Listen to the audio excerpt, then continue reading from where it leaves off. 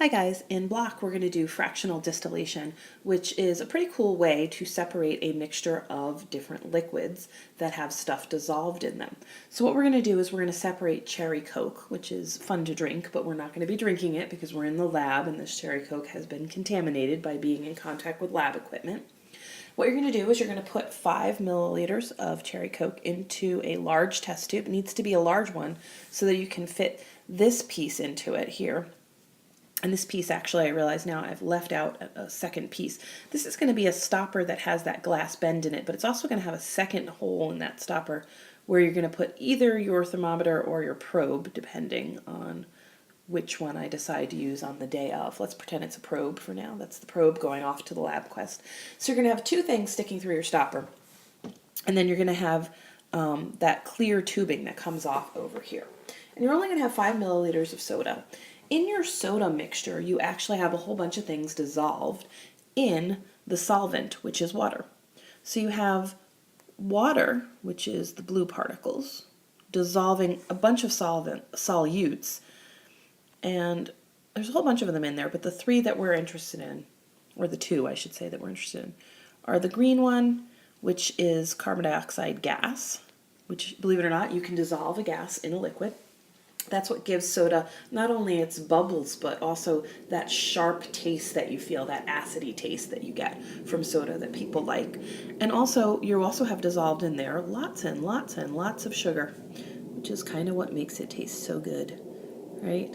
And sugar comes in a lot of different varieties. Typically in soda they have something called high fructose corn syrup. Fructose is a sugar that is found in fruits and vegetables, and in particular in corn. And so the reason they might use that instead of plain white sugar that you think of as white sugar would be because it's easily dissolved in liquids because it comes into the liquid form fairly easily. So those are the two things that we're most interested in. There's other things dissolved in there. I'll just make them little black specks. Here you go. This would be the coloring, and also there's flavors in there. The cherry flavor, which I'll make sort of, I guess they call this peach colored, right? And the cherry flavoring is hard to capture in this process because it is so easy to turn it to a gas and it tends to escape, but we will try to detect it. So here's what we're going to do. We're going to gently heat it with an alcohol burner. Here's my flame.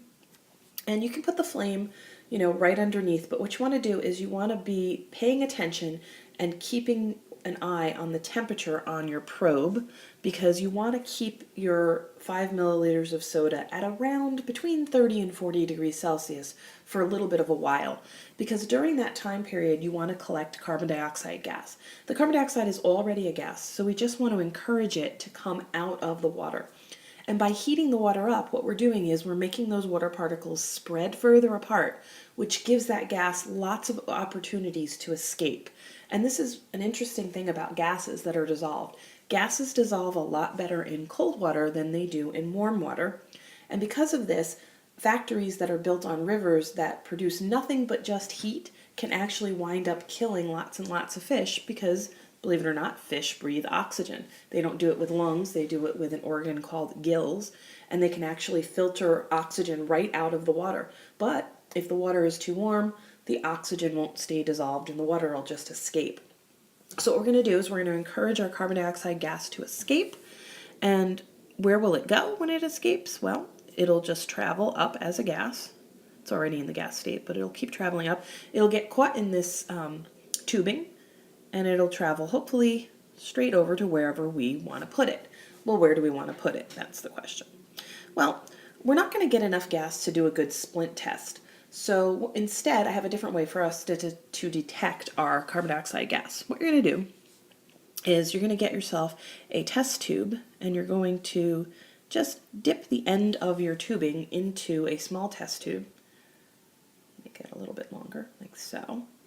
And in this small test tube, you want to fill this up with a liquid called lime water. And that's just water that has had calcium hydroxide added to it, which is a chemical I'll give you in actually pill form. It'll dissolve into your water.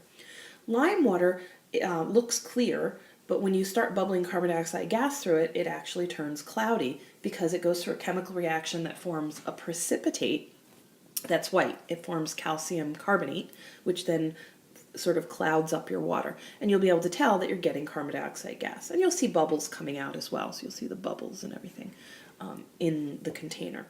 You're going to do that for a little while until you feel like all your gas has come out. And you'll sort of be able to tell your lime water will have reached whatever level of cloudiness it's reached. It'll be about 5 minutes worth.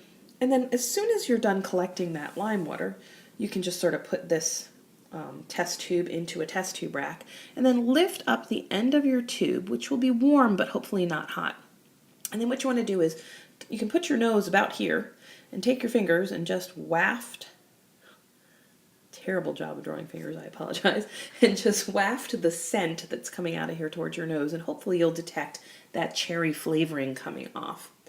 Sometimes people do, sometimes they don't. You only want to do that for a short time though, because now what we want to do is we want to actually move our test tube a little closer to our flame, heat it up a lot more, because we want to collect the liquid that's in there, our water.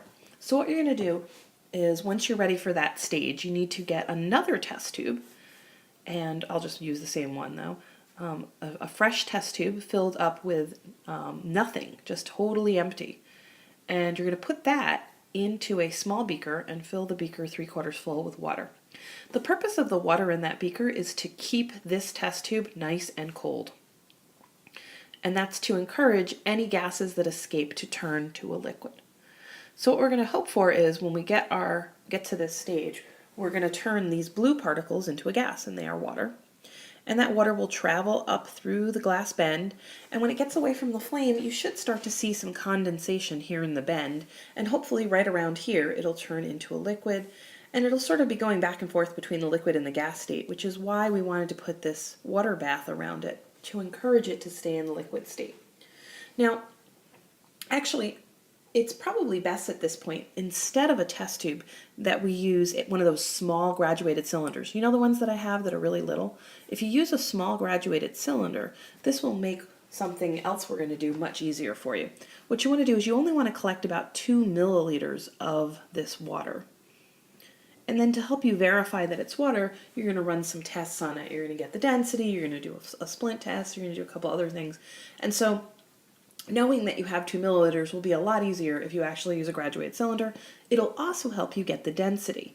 But there's a trick here. You got to remember to do this, and you can see I forgot to do it.